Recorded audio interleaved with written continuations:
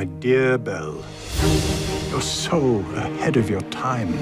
This is a small village. You are the most gorgeous thing I've ever seen. Nobody deserves you. And it's small-minded as well. But small also means safe.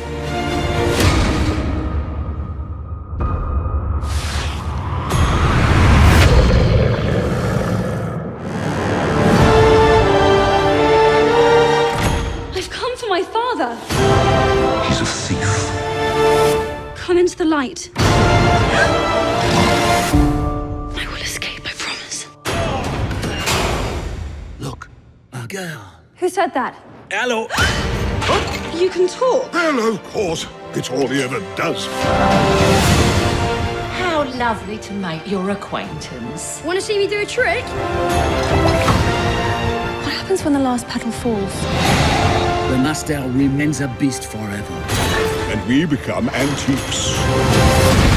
What did you do to it? Nothing. Get out of here! Go!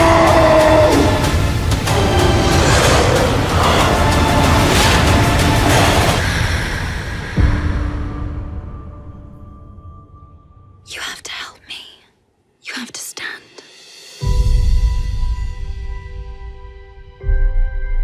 If she is the one who'll break the spell, you must finally learn to love. Have you really read every one of these books? Some of them are in Greek. True as it can be. Early evening comes, there's somebody else, unexpectedly. Certain as a sun, Rising in the east. tell us all the time. Kill the beast! Tell us all the time. Beauty and the Beast. Thank you so much, everybody. One more time, Josh Gad, let's hear it. Thank you. Thank you guys for trudging through the snow. It's crazy out there. Mr. Gad, thanks so much for being here. I had no choice, but thank you. Gotta sell those tickets, my friend. Yeah, Gotta they're get like those you. people This out is there. part of your contractual obligation. No, I always love coming here. This movie is so good, by the way. I'm not just saying that. So many times you have to go out and promote a movie that you hate, and this is not one Have of I those. seen you in one of those? I don't know. No. Did we do that together one time? I don't know. Maybe. No, you love everything that you do, but Beauty and the Beast, no, you don't. But Beauty and the Beast is one of those. I'm so tired of these high chairs. I feel like a little fat baby in these. It's awful. I really do love this movie. I've seen it now 3 times with an audience, and it's so. You all look very young. So how many of you remember seeing the original in the theater? Right? Like I was 10 years old when I saw this, and I remember that sensation of being like, oh, this is unlike anything I've ever seen. And the reason was everybody started applauding these animated characters singing these Howard Ashman, Alan Menken songs that are now iconic. And at the time, I'd never seen anything like that because other than live theater, who applauds at the end of in movies? And to bring these songs and these characters to life and to now see a new generation and even the older generations respond in the same visceral way that we did, it's the coolest thing ever. Having that memory and that experience of, sort of being in a theater and watching these songs become iconic. And I remember that time too, where it was for years, people were singing Be Our Guest afterwards. It was in everybody's head. It became a kind of pop culture punchline, and not a punchline, but sort of like a touchstone for a lot of people. Punchline. Did you hear the one about Be Our Guest? No, what? That's Song, it. That's sing the it. punchline. Yeah, it's just sing it. That's it. That's the joke. Were you nervous at all, sort of getting involved in this project? What made you confident that it would be not just a fresh take on it, but also a wonderful homage to the original? That it wouldn't screw anything up? You are the nerves when you get that call that they want you. Let me tell you the story, actually. So I got the call. They're like, they want you to be in Beauty and the Beast. And I'm like, oh my God, I've always wanted to play Lumiere. They're like, no, they want you to play LeFou. I'm like, the 2-foot-tall fat guy who like has his teeth knocked out all the time? That's what they want? Like, yeah. They're seeing nobody else. Like, this is awful. But, you know, what was so great about it, and the reason that I wasn't nervous, was Bill Condon, our brilliant director. Yeah, you can applaud. He's amazing. Chicago. Yeah, I mean, everything that he's done has been incredible. Dreamgirls. And he sat down and we were discussing that we wanted to bring new dimension to all these characters, to the story. And for me, LeFou, because so much of his character and comedy comes out of cartoon conceits, we wanted it to have a little bit more heart, a little bit more specificity. And in this version, LeFou, he's got pathos. You know, he actually has a conscience. And when he sees his, you know, this guy that he worships in Gaston start to whip this village up into a frenzy, he doesn't just blindly follow. He actually starts to wake up and say, well, is the real beast the one with the fur hiding in the castle? Or is it the one who's pretending to be like everyone else by my side? And I thought that was a really interesting question to ask.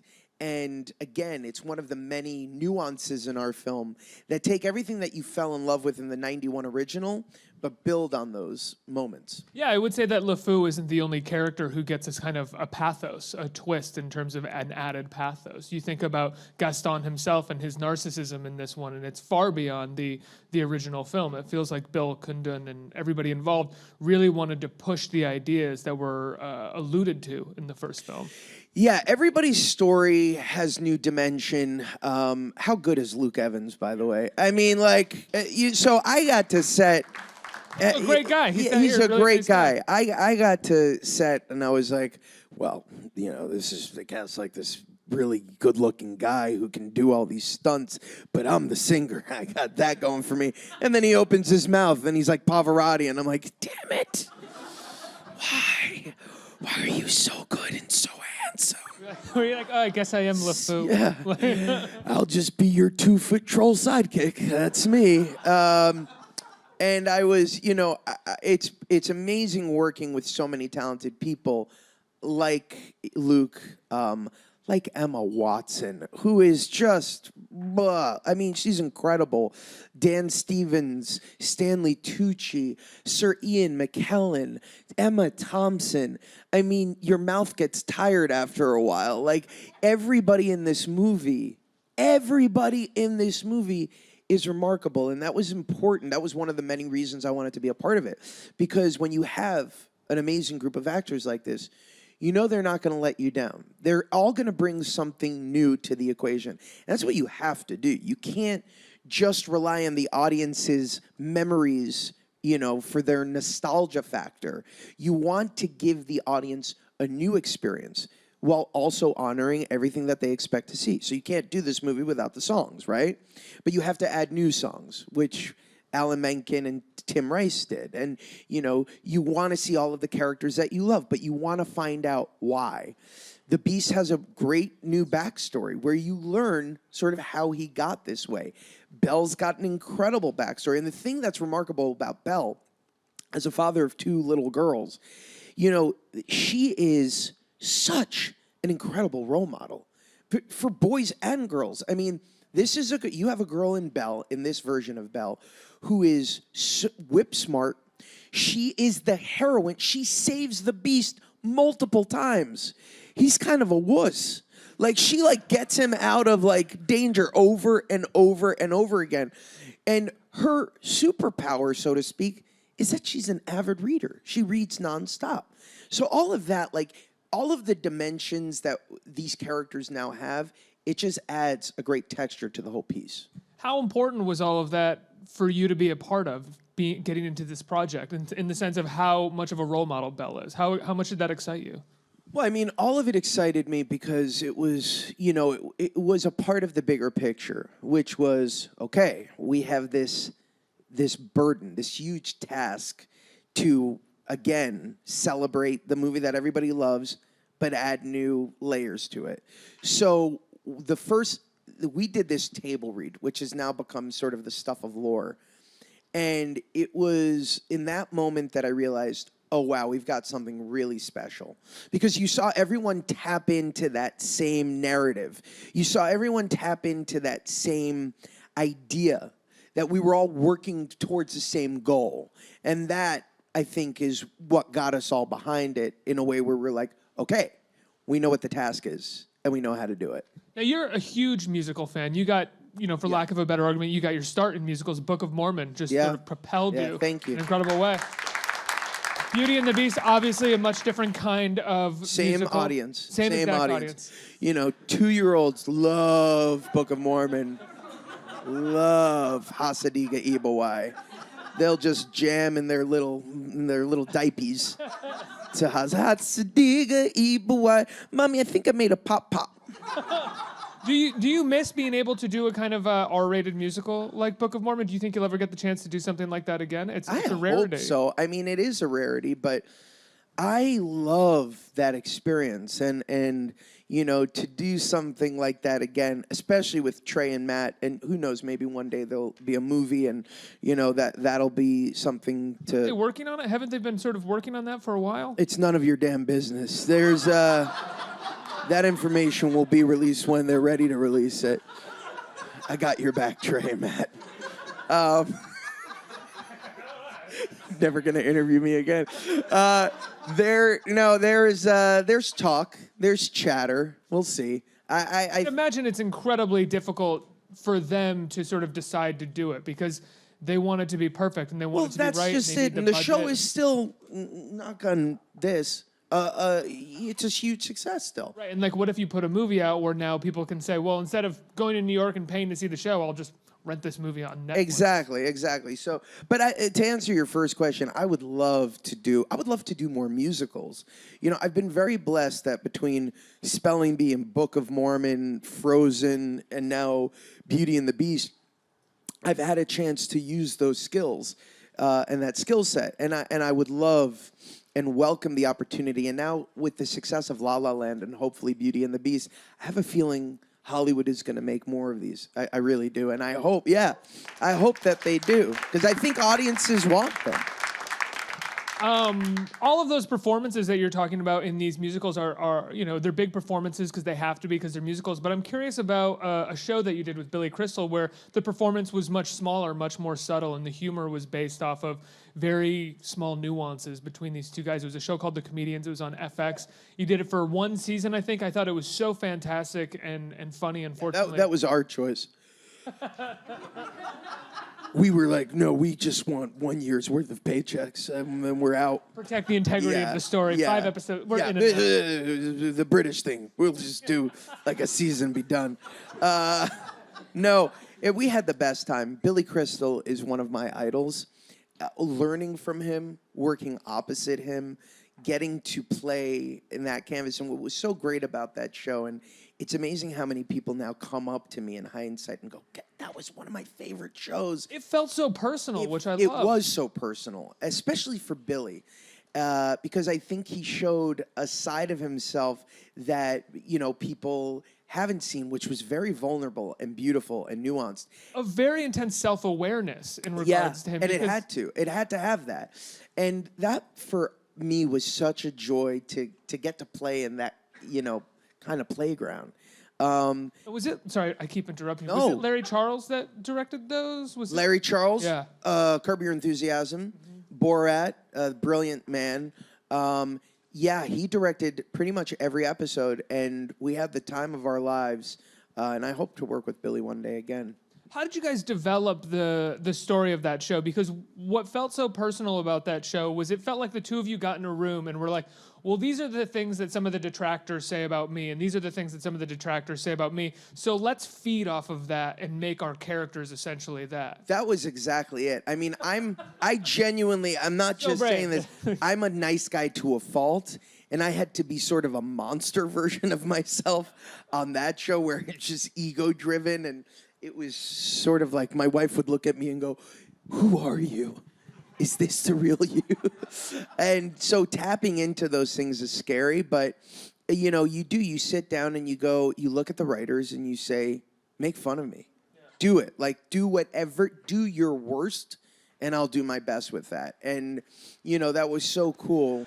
So do you miss getting the chance? I mean, that's the first time that I've really gotten to see you play a part like that, because you're so good at musicals and you're so good at doing sort of broad comedy and broad storytelling. It was amazing to see you do something so sort of subtle and tuned in. Yeah, there's, it's funny because at this point in my career, I'm looking for more opportunities. And, my next couple of films, I think, are going to be a nice change of pace for my audience. I'm doing Murder on the Orient Express, which is an amazing period film directed by Ken Branagh, starring Johnny Depp, Judi Dench, Michelle Pfeiffer, Willem Dafoe, Penelope Cruz, Daisy Ridley. It's crazy. Like a nothing cast. It's so like low budget. I call them the B group. And then I'm doing another movie that's a drama, another period drama with Chadwick Boseman, which is a remarkable film about Marshall, Thurgood Marshall.